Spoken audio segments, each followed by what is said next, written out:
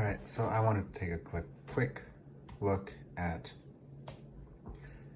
sort of the state of the world of the iPad, especially the iPad as a full spectrum computing platform, as your only mobile device, or even your only computer.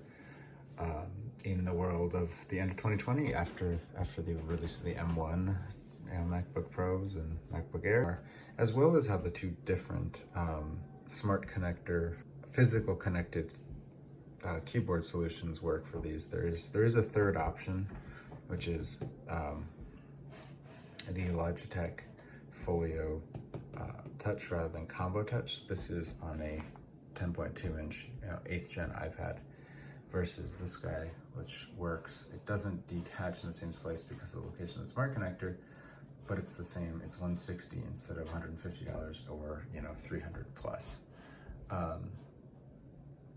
And that I don't have one of those, but I think that ends up appealing. So we're comparing kind of these two worlds. Basically, let's look at the two. You've seen them upright. This guy relies on a kickstand, whereas this has a unique arrangement of hinge and whatnot so that it always keeps the center of mass such that you really have trouble tipping this over. But you don't need a kickstand, and you can really kind of use it like a laptop. You can see this doesn't really protect the edges of the iPad. It's not really a case so much as a, just an attachable keyboard, whereas this is very much a case that happens to have a keyboard in the screen cover. So in terms of form factor, I would say this is better, but as a everyday usable thing where you're worried about breaking your iPad or being hard on it, this is a better case. I would give this to a kid. It feels like something you could use at school and whatnot, whereas this feels very much like an image conscious thing. And, both of them, again, rely on the smart keyboard, so they work and they detach very easily. So it's now it's not attached. You'll never worry about the issue you have with a Bluetooth keyboard. It's a bit awkward to put that back on one-handed. You'll never worry about the issue you have with a Bluetooth keyboard where the keyboard's still on, but you're not using it. It's in the bag or you left it in the other room, which can be dealt with, but it's just, you don't have that annoyance. It's smart. This detaches here, leaves a case again. Again, a setup of this case is that it has the ability to, to set you up for media consumption very smoothly. But the Magic Keyboard is a much cooler form factor, much more laptop replacement, whereas this is really just a case that has a keyboard in it. When you get to the usage, they have very similar keys. These feel a little more premium somehow, but they're both illuminated keys. You can see those kind of bleed out, noticeably more. The key travel is similar. This Combo Touch uses like the 2016 to 2019 style MacBook Pro one's really annoying compared to the inverted T. It's just wrong, but it's far better in the end because it has a row of shortcut / function keys where this does not because of its design. So better keyboard by a small margin over here, just because you're actually going to use those shortcut keys and you're going to miss them. I've had this for a day and I have missed them constantly. Yes, I could train myself, but I shouldn't have to. Get the trackpad. This is a diving board trackpad, and so the top of it is not really useful. It's not a big deal in everyday usage, but it is annoying when you have a version here that has a fully working trackpad. So slightly worse keyboard for everyday use, even though it's a higher quality materials and keycaps and everything. Definitely the better trackpad. So I've got access, and see how this is all the way unlocked. It's because it's Face ID. This is an iPad Pro in here, which both generations of iPad Pro that are compatible with these Magic Keyboards, we use Face ID. Face ID is great for this devices. Like, I don't lock my Macs. Probably should, but I don't because it's annoying to unlock. This is not annoying. Especially in a laptop form factor, Touch ID is really annoying. So I would say that would be a huge hit against using this with an iPad Air, is you would have to literally unlock it by reaching up to this button unlocks, and it would be really frustrating. I find the touch bar, Touch ID, frustrating enough. This is yet farther out of the way, or way farther out of the way, so big win for the Face ID. Similarly, something that the Magic Keyboard does great is it passes power through, so you can actually plug this in on either side, which is kind of nice. But also, it's just nice. It's a nice piece of flexibility. You can charge down low and still connect a dongle or I/O or something. Whereas this is a lightning port, and you can buy basically Apple dongles or live with nothing, and you have to charge on this side, and it has to be halfway up the screen, so it's a little bit awkward for using while charging. Not a big difference, but this is definitely better I/O and better access, but only better access if you get a Pro, not an Air. The 11-inch screen is better than the 10.2-inch screen. It's also a lot better than the 10.9-inch screen on the iPad Air because of ProMotion. I don't really care about 120 hertz necessarily, but I do like that it adapts and it has the option. And it's definitely better. It is a little bigger, whatever. You won't really notice, but if you're already looking this way, that is a better feature on the Pros. But now we kind of get into the major downsides, is that the cheapest way to get into this is a $600 iPad Air and a $300 case.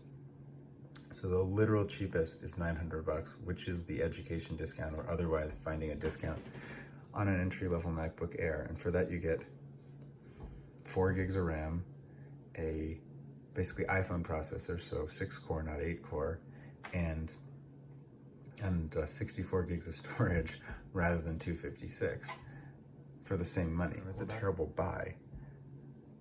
I could get a 13-inch M1 MacBook Air for the same price with 4 times the storage, more RAM, 2 more high-performance cores, and full Mac OS with support for iPad and iOS apps. So I would say this is impossible to justify. Now you knock $150 off or it's more like $130 off because you use this Folio Touch, and so the one that's like this, but for the iPad. Suddenly you can say, oh man, for $750 instead of $900, entry price, like, okay. But as soon as you take even your iPad Air up to the cost of, up to the 256 gigs of storage, you've basically wiped out most of that difference anyway, and you've got a compromised laptop. So you'd have to really be committed to wanting an iPad and only wanting an iPad as your one mobile device, your one computer, before you can justify this setup from a value position now that the M1s are out. Meanwhile, using the base iPad plus even a case like this, you can get out, this was $600 plus, with tax, this setup. And if you for some reason want 32 gigs of storage, which you shouldn't, but again, this is 128 for $600, so that's more storage than you would get on the $900 setup here, or even the $750 setup here. It's an A12 versus an A14, but that's not really enough of a difference to matter. They'd both be Touch ID if you're doing the iPad Air, so this is interesting. And the fact that this is 150 plus this was 600 altogether, that's the cost of a base iPad Air. And so if you are a little bit curious about making your iPad your, a computer for the road, as well as like an iPad media consumption device, you can actually just justify it. Well, I was gonna spend $50 on a good case anyway. Might as well spend $150, get me to the iPad Air cost with twice the storage. And have a keyboard with it, so it can basically be my laptop, and I don't have to invest in a laptop or carry a laptop or whatever. And if you've already got lightning cables, that's what you bring to charge, and that's I can justify this. I can see it. I can't justify that. You can buy an iPad Pro on here and a Magic Keyboard and end up spending, deep into MacBook Pro territory, $1,700 or something. It's totally insane. It's just really hard to justify. I think these, kind of lighter bezeled iPads are really cool. I think the Magic Keyboard type form factor it looks like the future. It's great. in the world of the M1, the value's not there. Let me show you something crazy over here. All right, so we're just comparing two different, carts on the Apple Education Store.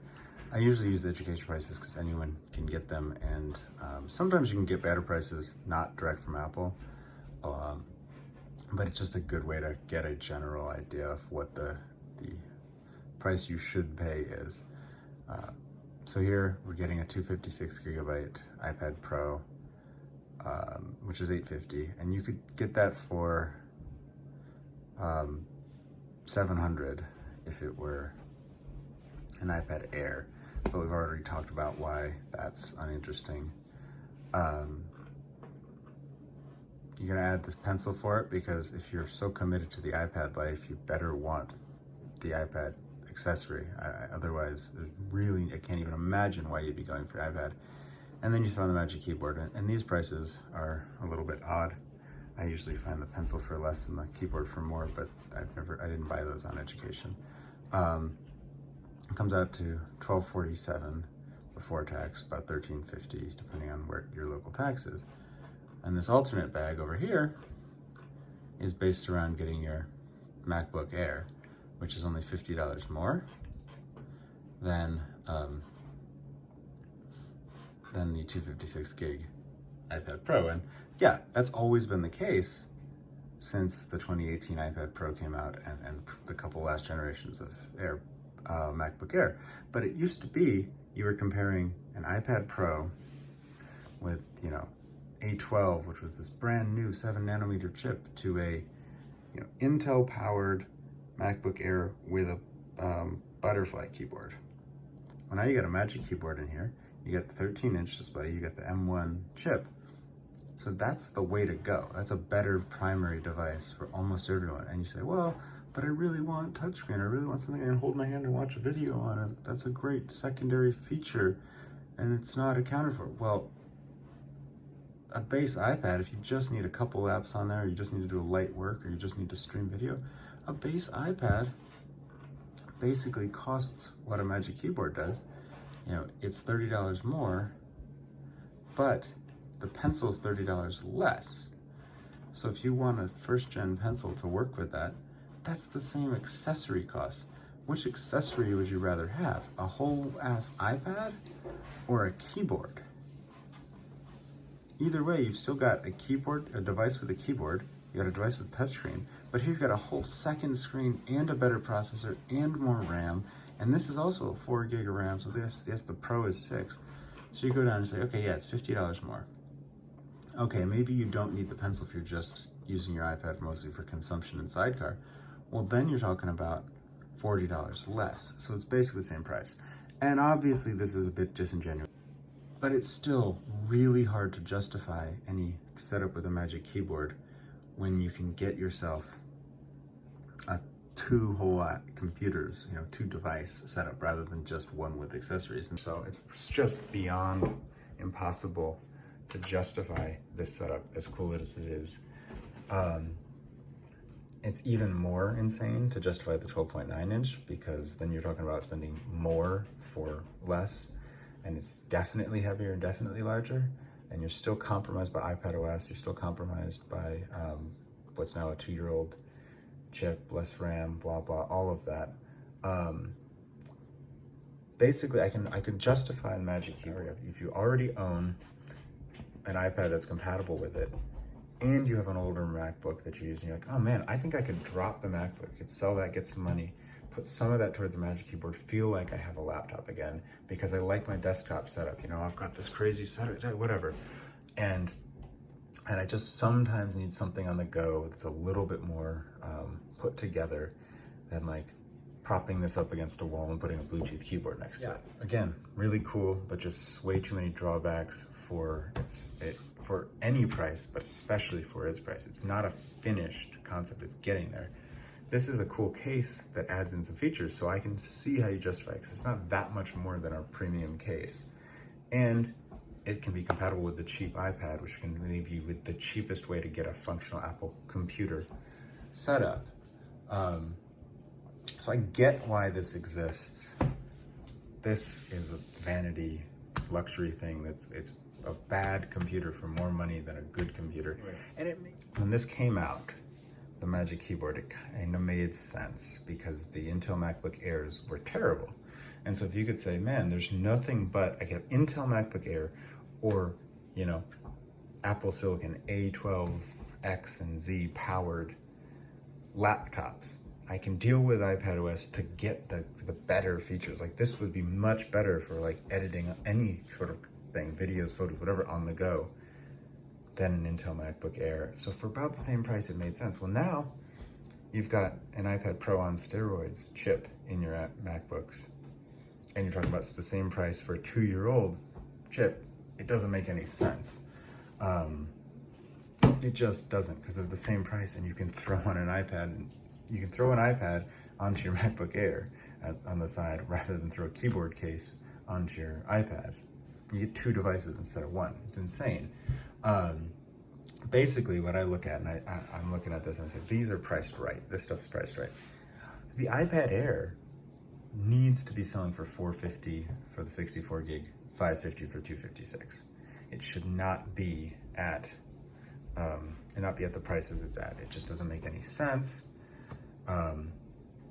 And the Pro should start at that $600 price. That's my thought. Sorry, I'm looking at nothing here. Let's just look at me, I guess. I'm not sure I'm framing this. But anyway, so the Pro needs to start at $600 while the Air starts at $450. So you're talking $200 off the Pro price and $150 off the Airs, where the Air, 64 gig Air costs effectively $50 more than the 128 gig standard iPad. And I know Apple, they don't have the margins, it doesn't make sense, whatever. I mean, they have the margins, but they wouldn't make their margins if they did this. So I get it, why they can't be there. But now that the M1 Max are out, these prices for iPads don't make any sense anymore. Only the base one makes sense. The leap up to the Air puts you in, you know, kissing distance of MacBook Air, and that's the one you should be buying then. So kind of my final conclusions here is this Magic Keyboard is really cool, but it's not ready for prime time, but despite being charged like it's perfected. Combo Touch has a shitload of compromises too. I'm sure the Folio Touch does as well. But because they're so much cheaper, you can actually justify giving them a shot. It feels like it's worth it, especially this Combo Touch paired with the, you know, cheaper iPad. It actually gets you to a price point you couldn't otherwise hit. The iPad Air, which I haven't played with, seems like a really cool device, but the fact that it's priced such that it's about the same price as a MacBook Air by the time you equivalent the storage, despite being worse at about everything, and also about the same price as a used 2018, even refurbished 2018 iPad Pro, you should go for the iPad Pro or the MacBook Air. I would skip the iPad Air. And I would skip the 2020 Pro. It costs significantly more than a used 2018 without actually adding anything particularly useful. Again, the whole iPad world is just completely rocked by these M1 Max. I felt like there was this whole blossoming ecosystem, all these different ways to make the iPad into its own compute platform. It's like, you know, it's almost like Apple II versus Mac, where they both existed in concert. They're 2 different computing platforms that Apple was making. The M1 Max just slaughtered that and said, well, you can run your iPad apps if you really want to on iPad chips. It's better in every way, and it's not cheaper. These don't make sense anymore. So recommendations, I kind of already hit these. Now that there's competitive M1s, competitive low-end Macs, again, at the same price as the iPads, they don't make much sense. So if you're gonna rely on one Apple device, you have one Apple device on the go or period, and you feel like you must have a touchscreen, just get the cheapest option that meets, you know, your specifications. Just aim low, because as soon as you get to even mid-range, you're competing with the MacBook Air, and that doesn't make any sense anymore. So if you have to go for the bezel-less style, the 2018 Pro introduced, go for the 2018 Pro. Don't go for the Air. ideally don't go for the 2020 Pro. If you've got $900 to spend on your mobile Apple device or just mobile computer, just get a MacBook. If you've got $1,300 to spend, and you really, really want a touchscreen, you should still buy a MacBook. You can just also get an iPad on the side. That's really what I would do. I just avoid this Magic Keyboard. Mine's going back after one day because it's an amazing $150 device. At $300, it's impossible to justify. Spend as little as possible on your iPad if you can, because as soon as you get to the 900-ish range, which is easy to do when you get to the upper ranges of iPads, you're way better off with a MacBook. And as soon as you get to 1300, which is also actually possible to do with just an iPad, get an iPad plus a MacBook. Anyway, those are my thoughts on this. The state of the iPad after M1 is that it's rocked. Every iPad above the base one seems like it's priced a couple $100 too high, because they basically reach into MacBook Air territory. And that's why we couldn't knock down the price of MacBook Air. I mean, the Mac Mini could knock down because there's nothing it's competing against. I think the margins must be absurd on those MacBooks. And they should take it, they should make it, but they've got this segmented product line, and the segments don't make sense. They need to knock these things down if they want to sell, because yes, they're a different use case, but they're much closer than they used to be, and makes the pricing absurd.